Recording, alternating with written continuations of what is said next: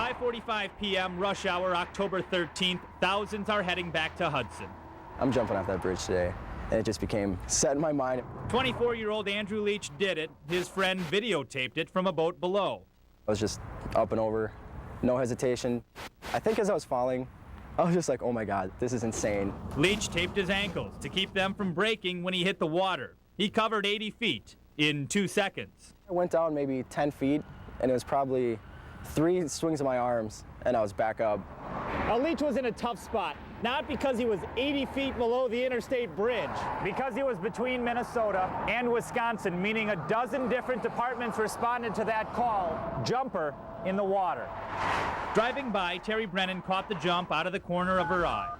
I mean, I was coming across and I looked to my right, he hopped up on there, and next thing you know, he just jumped. I think stupidity comes to mind.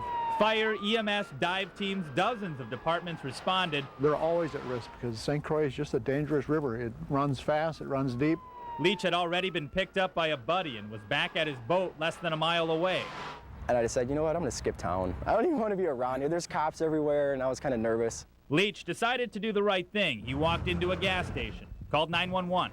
And he went to the payphone, and he had his hood up and everything. And I was like, hi, I'm like, I just jumped off the bridge. I'm totally fine, you know, I did it for a rush. You need to call off the search and rescue.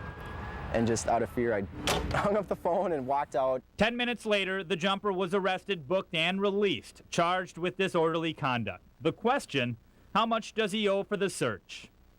I've heard between $10,000 and $15,000. Leach says he's watched that tape more than 100 times. It still brings a smile to my face, and it probably always will. You know, it'll be something I can show my kids and say, you know what, your dad used to be cool. We walked back up to the spot. Leach looked down. It's a long ways to the bottom. He looked around and hesitated.